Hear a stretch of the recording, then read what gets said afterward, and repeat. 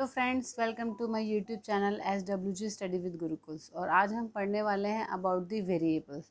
Friends, variables are very important when we discuss about the very important research methodology that are experiments.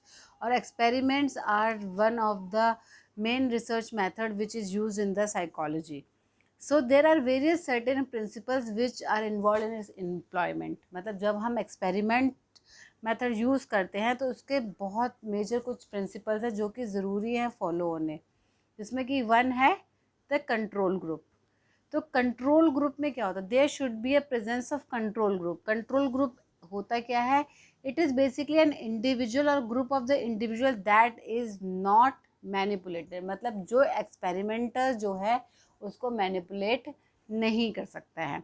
And the second another principle is the control of the variables.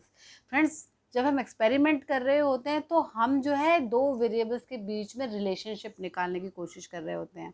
And उस time हम ये ध्यान रखते हैं कि it should be free of the extraneous data as possible, ताकि जो research हम कर रहे हैं वो रिलायबल हो और वैलिड हो.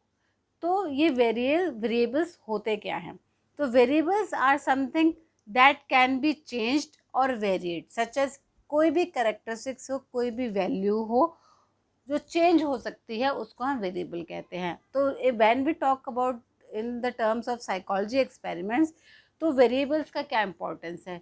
Variables are basically they are generally used in the psychology experiments to determine if changes to one thing results into changes into another thing. इसका मतलब है कि अगर हम एक चीज़ चेंज करते हैं तो क्या वो दूसरी चीज़ भी चेंज होती है. मतलब रिलेशनशिप निकालने के लिए between the two entities, two values या टू करेक्टरिस्टिक्स या कुछ भी ऐसा जो वेरी करते हैं.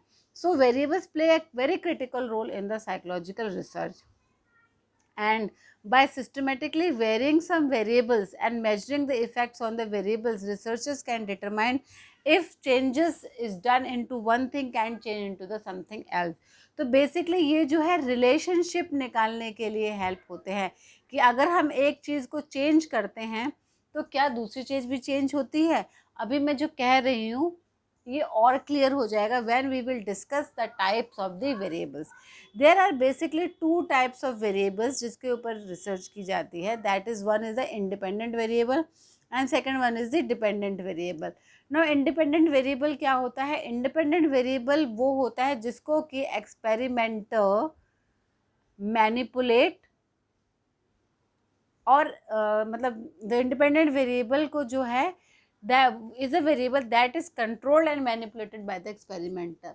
मतलब वो एक्सपेरिमेंटर जो है इन वेरिएबल्स को कंट्रोल और मैनिपुलेट कर सकता है. कैसे? फॉर एग्जांपल, अगर हम एक एक्सपेरिमेंट कर रहे हैं और उसमें हम देख रहे हैं कि कैसे sleep deprivation can have influence on the test performance. तो इसमें स्लीप डेप्रिवेशन क्या हो जाएगा? Independent variable. क्योंकि जो स्लीप वेरिएबल है वो एक्सपेरिमेंटर जो है कंट्रोल और मैनिपुलेट कर सकता है. कैसे? कि दो ग्रुप बनाएगा, एक कंट्रोल ग्रुप बनाएगा, एक रिसर्च ग्रुप बनाएगा. कंट्रोल ग्रुप वालों को क्या कहेगा? पूरी एडिक्वेट स्लीप देगा 8 घंटे की. और जो रिसर्च ग्रुप है उसमें भी वो सब डिविजन कर सकता है. किसी को 2 घंटे की नींद, किसी को 3 घंटे की, किसी को 4 घंटे की, किसी को 5 घंटे की. एंड देयरफॉर वो एक्सपेरिमेंट कर सकता है. सो यहाँ पे स्लीप डेप्रिवेशन क्या हो जाएगा? Independent variable. And where is dependent variable क्या होता है? It is a variable that is measured by the experimenter. मतलब इसके ऊपर रिसर्चर जो है शोध कर रहा है, रिसर्च कर रहा है एंड इसके ऊपर परफॉर्मेंस देखना चाहता है. जैसे कि जो हमने एग्जाम्पल लिया था, इसमें टेस्ट परफॉर्मेंस क्या हो जाएगा? It will become the dependent variable. मतलब हमारा जो टेस्ट परफॉर्मेंस है ये किस पर डिपेंडेंट है? स्लीप डेप्रीवेशन पे. तो ये डिपेंडेंट है, निर्भर कर रहा है, आश्रित है किस पे? स्लीप पे. सो ये हो गए हमारे इंडिपेंडेंट और डिपेंडेंट वेरिएबल. अब इन वेरिएबल्स के अलावा भी होता है एक्सट्रेनियस वेरिएबल, जो कि मैं शुरू में बता रही थी कि हम नहीं चाहते कोई एक्सटर्नल चीज़ या कोई एक्सटर्नल डेटा हमारे इंडिपेंडेंट और डिपेंडेंट रिलेशनशिप में फ़र्क करे और हम उसमें जो है रिलेशनशिप उन दोनों का अच्छा निकाल पाए. So they are the type of the variable which may have impact on the relationship on both independent and dependent variable. जो कि मैं समझा रही थी कि ये ऐसे फैक्टर्स हैं कि जो डिपेंडेंट और इंडिपेंडेंट वेरिएबल के रिलेशनशिप को इफेक्ट कर सकते हैं। कैसे एग्जाम्पल्स हैं, जैसे कि when we do the experiment और the sleep deprivation the test performance, तो फैक्टर्स जैसे कि age, gender, academic background can have impact on the result, और ये एग्जाम्पल हो जाते हैं एक्सट्रेनुअस वेरिएबल के। जैसे कि एज, छोटा बच्चा है वो ज़्यादा देर सोता है, उसकी स्लीप डिप्रिवेशन के अलग मापदंड हो जाएंगे। जो एजिंग है उनको कम नींद आती है, तो वो अलग से उनका मेजरमेंट होगा। सो सिमिलरली जेंडर और academic background can have an impact on the result. तो इसमें इस केस में क्या करते हैं, in such cases experimenter will note the values of this extraneous variable so that impact on this result can be control. आपने देखे होंगे बहुत सारे रिसर्चर्स में मेल्स और फीमेल्स की वैल्यूज अलग निकाली जाती हैं, बच्चों की अलग निकाली जाती है, बच्चों की रेंज की अलग निकाली जाती है कि 6 साल तक के बच्चों को इतनी नींद चाहिए होती है, 8 साल के बच्चों को इतनी नींद चाहिए होती है। ये सब कैसे होता है, ये सब नोट किया जाता है। जैसे कि मैंने भी आपको एग्जांपल दिया था कि जब रिसर्च ग्रुप बनाते हैं तो उसमें जो है बहुत सारे मल्टीपल सब ग्रुप बना सकते हैं। जैसे कि फीमेल्स का बना सकते हैं, सिर्फ मेल्स का बना सकते हैं, एक वो बना सकते हैं जिनकी की सेम एज ग्रुप हो या सेम एकेडमिक बैकग्राउंड हो। इन सबको नोट करके फिर उन पर रिसर्च या शोध किया जाता है। Now there can be various types of extraneous variables. Now ये भी टाइप्स के हो सकते हैं, कैसे, जैसे कि first one is the participant variable. Participant variables are related to the individual characteristics of each participant that can impact how he or she respond in an experiment. मतलब ये बहुत व्यक्तिगत करेक्टरिस्टिक्स होते हैं, इंडिविजुअलिस्टिक करेक्टरिस्टिक्स होते हैं जो कि रिसर्च में इफेक्ट कर सकते हैं। जैसे कि जो इंसान उस एक्सपेरिमेंट में है उसका मूड कैसा है, उसको एंग्जाइटी तो नहीं है, कुछ लोग रिसर्च का सुन के बड़े एंग्शियस हो जाते हैं, तो वो चीज़ें रिसर्च में इफेक्ट कर सकती हैं। कुछ लोग इंटेलिजेंट होते हैं, कुछ लोग मतलब अगर इंटेलिजेंट लोगों को लिया जाता है तो वो रिसर्च को जल्दी से कर सकते हैं, भाप सकते हैं, तो ये भी हमारे रिजल्ट को ऑल्टर कर सकता है। Next is the awareness. जब हमें किसी टेस्ट की ऑलरेडी अवेयरनेस होती है, जैसे कि अगर मैं ही सब्जेक्ट बन जाऊं और मुझे इसकी अवेयरनेस है, नॉलेज है कि स्लीप डेप्रिवेशन से क्या क्या होता है, टेस्ट परफॉर्मेंस पे फ़र्क पड़ता है, या मैंने कुछ ऐसी क्या बोलते हैं मॉडलिटी सीख रखी है जिससे मैं स्लीप कंट्रोल कर सकती हूँ, लाइक योग निंद्रा या कुछ ऐसी चीज़ सीख रखी है, तो ये जो है अगर एक्सपेरिमेंटर को पता नहीं है तो ये सब उसके रिजल्ट को ऑल्टर कर सकती हैं। So basically participant extraneous variables are the characteristics that are unique to the each person.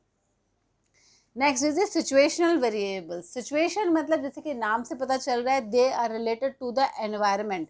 मतलब जिस एनवायरनमेंट में, जिस वातावरण में हम एक्सपेरिमेंट कर रहे हैं वो अनुकूल नहीं है, जैसे ज़्यादा ठंडा है, ज़्यादा गर्म है, टेम्परेचर है, नॉइस है, नॉइस पोल्यूशन है, तो जो एक्सपेरिमेंट में जो सब्जेक्ट लिए गए हैं वो उस एक्सपेरिमेंट में फोकस नहीं कर पाएंगे, जिससे कि रिजल्ट ऑल्टर हो सकते हैं। जैसे कि चिली रूम है, बहुत ज़्यादा ठंडा है, बहुत ज़्यादा हाई एसी चला रखा है, एंड कुछ लोग हैं जो बहुत ज़्यादा सेंसिटिव हैं कोल्ड को लेकर, they will be affected by cold, they will be distracted and they will be annoyed. So तभी बोला जाता है, जब भी हम रिसर्च करते हैं, जो अगर साइकोलॉजी स्टूडेंट्स हैं तो वो समझते हैं कि बोला जाता है कि टेम्परेचर, सिटिंग अरेंजमेंट, उनका एम्बियंस, नॉइज, इस सब को कंट्रोल करके एक्सपेरिमेंट किए जाते हैं in psychology. Next is the demand characteristics. ना डिमांड कैरेक्टरिस्टिक्स क्या होते हैं, they are the clues in the environment that suggest how participant should behave. जैसे कि जहाँ पे एक्सपेरिमेंट हो रहा है वहाँ पे कुछ पोस्टर्स लगे हैं एक्सपेरिमेंट के रिलेटेड, तो इससे जो है कुछ क्लू मिल जाएगा जो सब्जेक्ट से कि क्या है एक्सपेरिमेंट के बारे में, तो that can add into the research. Next is the experimental effects. Experimental effect क्या होता है, when the researcher unintentionally suggest the clues for how participants should behave। जैसे कि बहुत सारे सब्जेक्ट्स होते हैं, वो एक्सपेरिमेंट के दौरान पूछते हैं एक्सपेरिमेंटर से कि ये क्या है, और उसको नॉलेज होती है तो वो बता देते हैं, बेशक अनइंटेंशनली बता देते हैं, तो उससे इसको बोलते हैं एक्सपेरिमेंटल इफेक्ट। तो बहुत सारे केसेस में क्या होता है, these extraneous variables are controlled by the experiment, ताकि वो प्रॉपर से इंडिपेंडेंट और डिपेंडेंट वेरिएबल्स का रिलेशनशिप निकाल पाए। एंड जो पार्टिसिपेंट्स वेरिएबल्स होते हैं, इनके डिफरेंसेस को कम करने के लिए Researchers should select the participants that are same in background and temperament to ensure that these factors should not interfere in the result. जैसे कि मैं आपको बता रही थी, सेम एज ग्रुप ली जाए, सेम एकेडमिक जो बैकग्राउंड है वो लिया जाए, इन सब के फैक्टर्स को अगर हम कंसिडर करते हैं तो पार्टिसिपेंट वेरिएबल का जो बायस है उसको कम किया जा सकता है। इसमें एक और इम्पॉर्टेंट जो कंसेप्ट है वो है कंफाउंडिंग वेरिएबल का। फ्रेंड्स, मैंने अभी तक एक्सट्रेनियस वेरिएबल बताया जो कि कंट्रोल हो सकते हैं ना, कुछ ऐसे भी वेरिएबल्स होते हैं जो कि कंट्रोल नहीं हो सकते हैं, तो उनको बोलते हैं confounding variable that can not be control. जैसे कि there are various variable can have impact on the dependent variable which can make it difficult to determine the result due to the influence on the independent variable and the confounding variable on the interaction of the two। मतलब जो भी, जैसे कि अगर हम करें day और night, जैसे डे और नाइट है, रात और दिन है, ये हमारे कंट्रोल में नहीं है, we can not control the time of the day. जैसे किसी को है वो स्लीप डेप्रिवेशन इसलिए है कि उसको रात को नींद नहीं आती है, कोई है जिसको दिन में नींद नहीं आती है, तो ये इसके पर्सनल करेक्टरिस्टिक्स हैं, और ये जो डे एंड नाइट है उसको हम नहीं रोक सकते हैं। तो लाइक अगर एक्सपेरिमेंट डे में किया जा रहा है या नाइट में किया जा रहा है, दोनों ही केसेस में अगर कोई ऐसा है कि उसको रात को ही नींद आती है या दिन में ही नींद आती है, तो यहाँ पे कंफाउंडिंग वेरिएबल क्या हो जाएगा, डे एंड नाइट, जिसको कि हम कंट्रोल नहीं कर सकते। जैसे कि नेचर को हम कंट्रोल नहीं कर सकते हैं। तो friend, this was about the variable. I hope आपको टॉपिक क्लियर हुआ होगा, क्योंकि ये टॉपिक वेरिएबल का समझना बहुत ज़रूरी है, क्योंकि अगर ये नहीं समझ सकते हैं तो हम जो नेक्स्ट रिसर्च मेथोडोलॉजी डिस्कस करने वाले हूँ नेक्स्ट वीडियो में, that will be experiment methodology, वो अगर वेरिएबल आपको समझ में आते हैं तो आपको इजीली समझ आ जाएगा। तो friend, this was all about the variables. I hope आपको वीडियो क्लियर हुआ होगा। अगर आपको वीडियो अच्छी लगती है, वर्थफुल होती है, तो प्लीज़ शेयर एंड सब्सक्राइब करिए एंड कमेंट करके मुझे मोटिवेट करिए, because it take lot of efforts to put such videos for you and I also need motivation, ताकि मैं आपके लिए ऐसी वीडियोज़ लाती रहूँ। Thank you.